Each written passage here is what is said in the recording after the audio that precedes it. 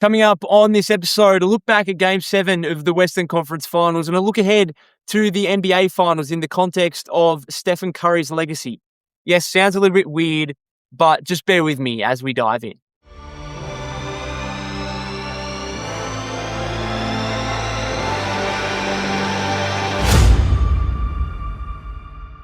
Welcome back to the Golden State with Mates podcast. Hope you've all had a good weekend. As this postseason develops, and particularly the further the playoffs go, and obviously the Warriors aren't there, I'm looking at how this actually impacts Golden State moving forward. And I think I've spoken recently, and particularly wrote recently, about the gap between the Thunder and the Spurs, and then the Warriors, who obviously finished 10th in the West this season, and the fact that Golden State could be more conservative as a result of the significant gap that seems to be forming here between those two young and dominant teams. And obviously the Warriors is an aging veteran team who are on the way down, and therefore whether the Warriors might be less willing, I suppose, to make that kind of huge move that could catapult them back up the West. Because what's the point necessarily of getting to 4th or 5th if you're not going to have a chance of taking down the Spurs or the Thunder anyway?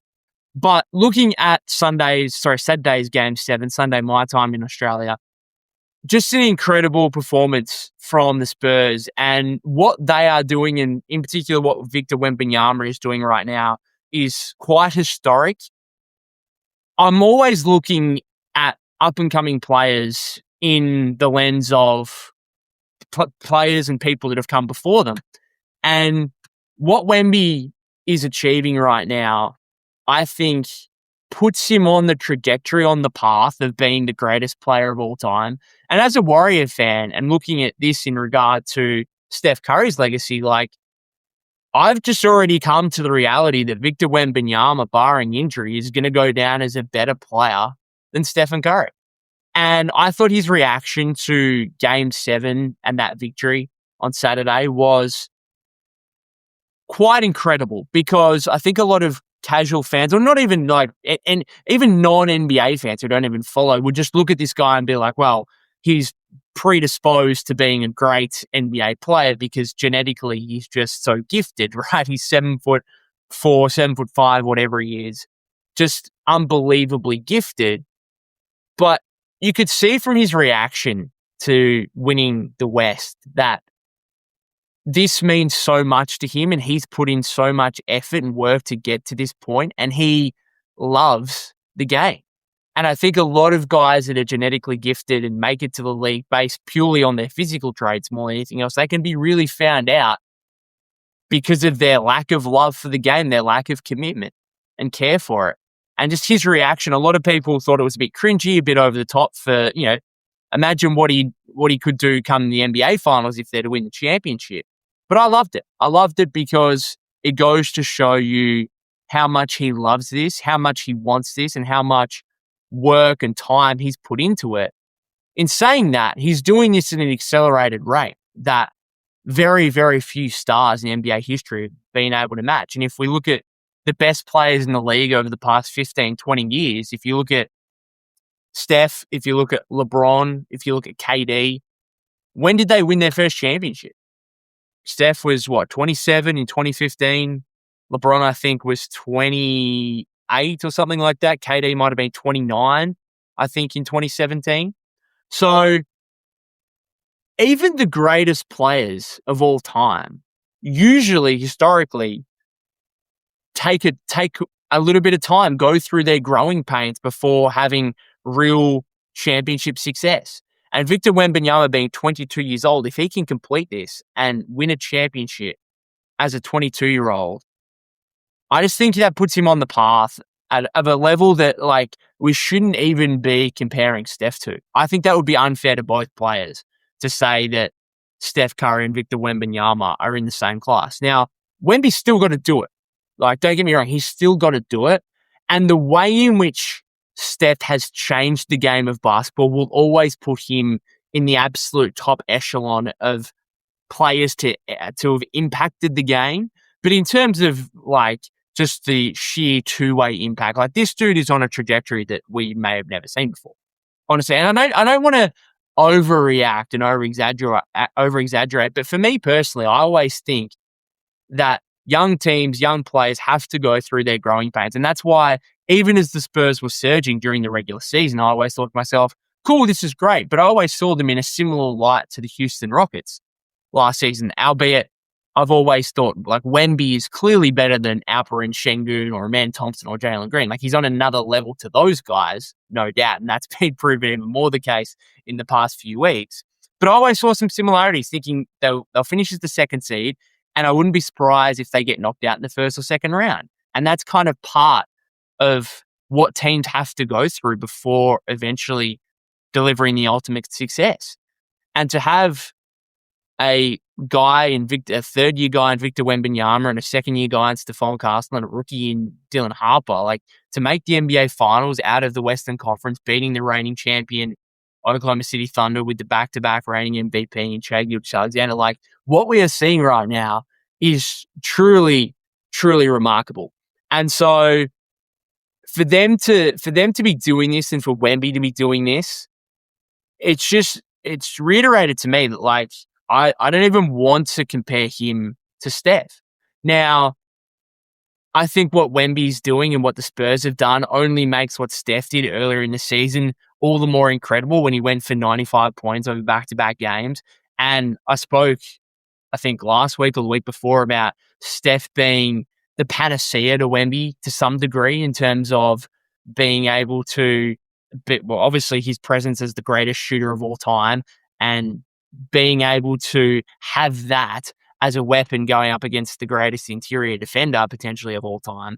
So Steph-Wemby matchups are going to be incredibly fun and thrilling moving forward, even though Steph's now 38 years old. But basically because of the juxtaposition of those two players, one small guard who does his work so far from the basket, and then another who is perhaps the most physically gifted player we've ever seen in this league. So I aside from those like particular matchups, in terms of going forward, I just have no doubt that Wemby's going to deliver the kind of resume in terms of championships, MVPs, clearly just going to be Defensive Player of the Year favorite every season and will probably win it every season barring injury.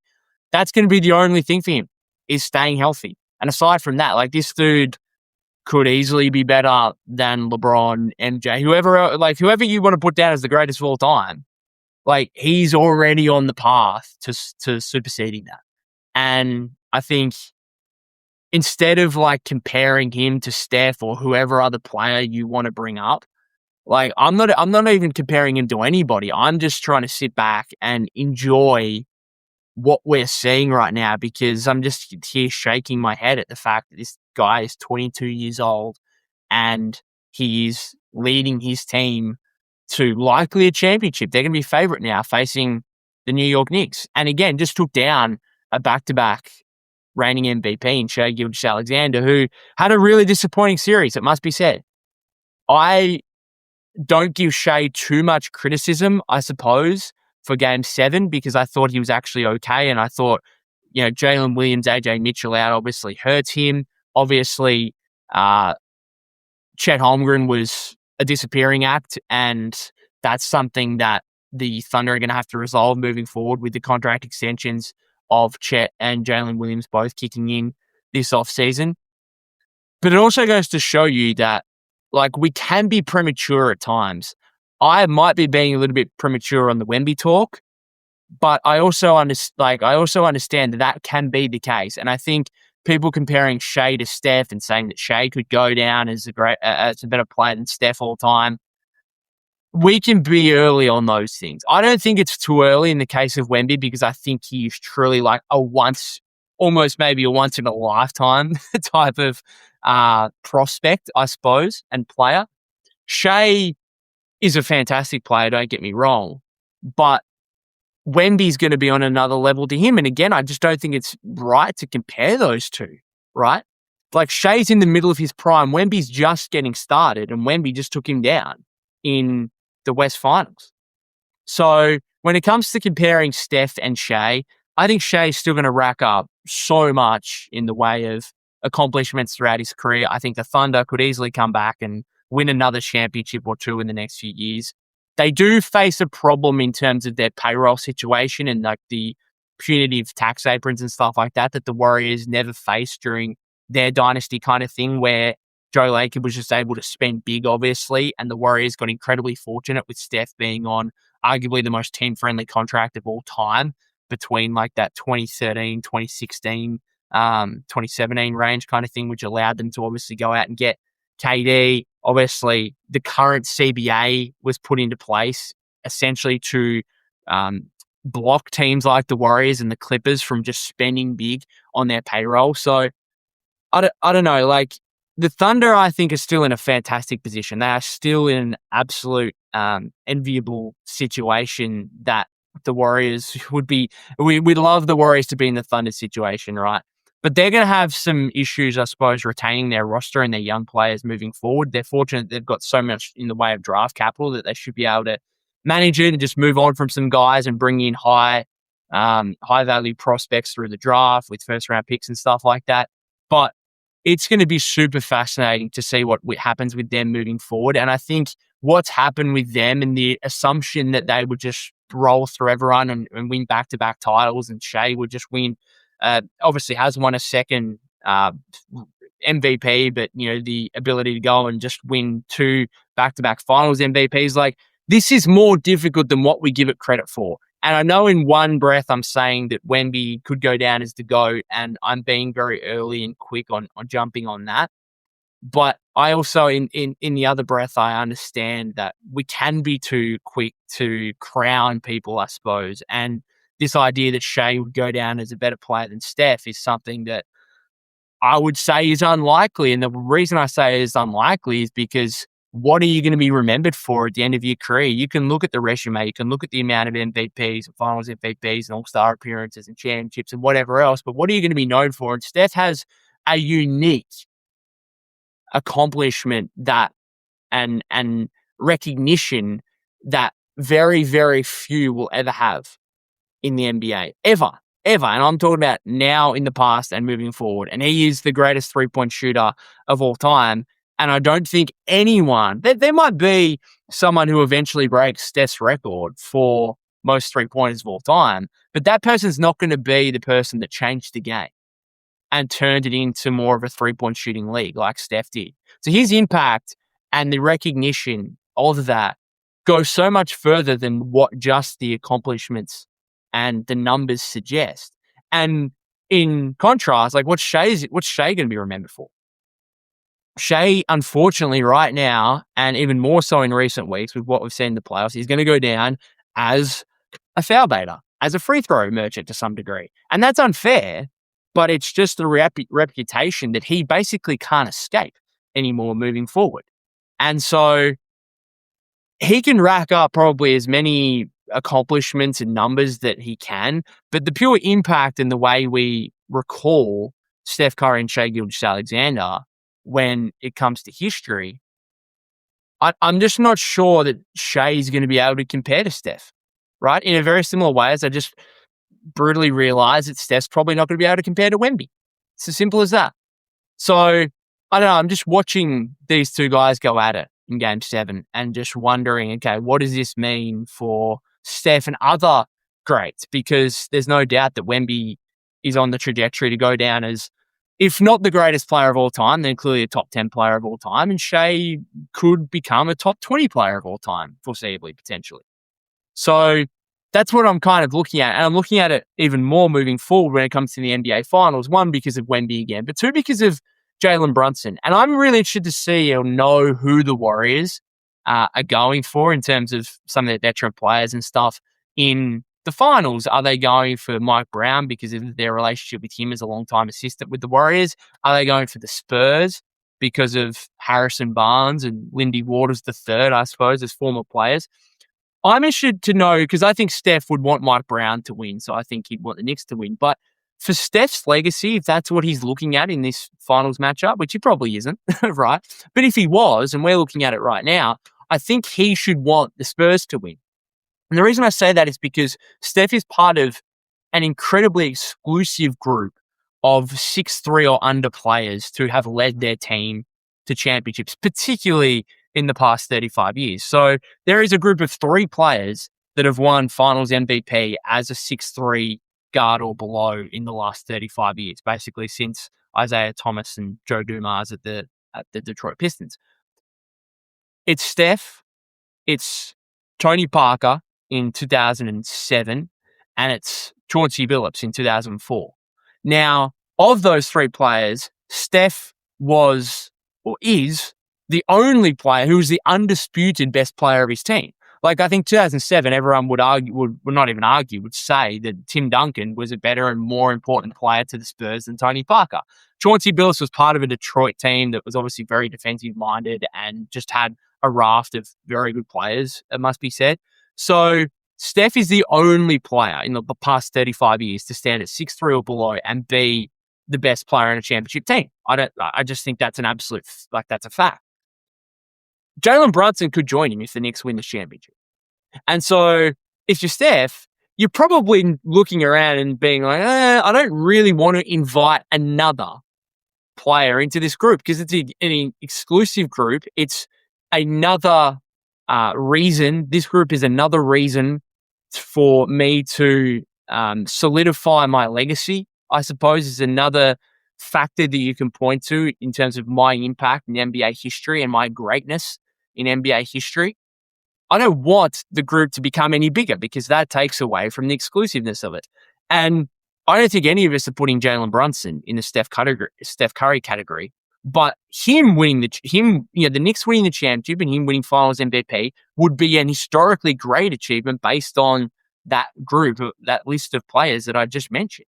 And again, if you look back, obviously Jerry West, I think, did it at the Lakers. Like there's a very small group, I think, of maybe 5 or 6 players all time that have been 6'3" or under and won a Finals MVP or being the best player on a championship team. So I just think Steph is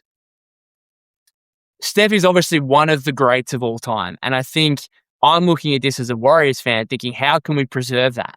And if we're looking at that and saying, how can we preserve it, then we don't want Jalen Brunson and the Knicks to win this championship. I think it's as simple as that. As special as it would be for the city of New York and as amazing as it would be for Jalen Brunson, again, if you're looking at it from a Steph Curry legacy perspective, I want Wemby to win. I want the Spurs to win. So I'm going to be interested to see, interested to know who Steph wants to win in this NBA Finals, because obviously the Mike Brown connection, Harrison Barnes, Lindy Waters, former teammates, and then you've got the legacy piece of this with Jalen Brunson. And again, I don't think Jalen Brunson's not going to usurp Steph Curry in terms of greatness by winning this championship, but he will join him in a very exclusive group, basically a 2-man group of 6'3" or under guards who have been the best player in a championship team in the last 35 years. They would be the only 2 players. Steph sits alone because, again, Billups and Parker weren't necessarily the undisputed best players of their team. Steph was in 2022. I would argue he was in 2015. I know Iggy won Finals MVP, but let's be honest right now. Steph Curry was the MVP. He was the best player on the team without a shadow of a doubt. And so, I don't know. Will the Knicks be able to? I think the Spurs will win. I think the Spurs will win the NBA Finals because I just thought going into that West Finals that whoever came out of that would beat the Knicks. But I also do appreciate that the Knicks are probably in a better physical position having swept the Cavs and not having to go 7 games deep. And particularly being a team, if you look at this team, they are absolutely cherry ripe to win a chip in terms of the age demographic of their roster. All their main guys are basically in the middle of their prime. Brunson, Cat, OG, Bridges, Josh Hart, all these dudes from an age perspective are absolutely primed to be in this position. The Spurs, on the other hand, not so primed, just gone a long, hard, grueling 7-game series with the Thunder and are incredibly young and inexperienced. But in saying that, I thought their youth and inexperience would lead them to losing before this point. And yet, here we are now, and they're going in as favourites against the New York Knicks in the NBA Finals. So, I don't know, just let me know who you guys are going for, Knicks or Spurs. Why? Are you looking at Steph's legacy at all when it comes to the pointy end of the playoffs and what we just saw in Game 7 between the Spurs and Thunder and what we could see moving forward in the NBA Finals? Does that come down to in your thinking at all? Or are you just hoping for a tough 7-game NBA Finals where it's back and forth and we just get some fantastic basketball from a neutral fan's perspective? Maybe it just says simply that's what I want. I want the Spurs to win. I think they're going to win, but I don't want this to be a sweep. I don't want this to be easy. I want this from an entertainment standpoint to be as fantastic as possible for us as fans and the millions watching around the world. So I'm going to be super interested to wait and see what happens. But again, let me know if you've got any comments on anything that I brought up here in terms of Steph and Wemby, Steph and Shai, Steph and Brunson as well. It's going to be a really fascinating NBA Finals. I'm certainly giving the Knicks a chance, but I think I want the Spurs to win. I'm expecting them to take it out, which again, from a Wemby standpoint, would just be absolutely historic in terms of the instantaneous nature of winning, I suppose, as a young player. It just doesn't happen. Even the all-time greats don't win this quickly in the league necessarily, and don't just make the playoffs and go straight to the championship. That doesn't happen. It's honestly, it's one of my biggest things, I think. Like, one of my biggest takes is like, this doesn't happen. And they are completely rewriting history and my thought process when it comes to this. And I'm going to finish it up there, guys. Thank you very much for tuning in. If you haven't subscribed to the YouTube channel already, that would be greatly appreciated. Follow me at POK252. That's POK252 on X/Twitter. And I'll see you on the next episode.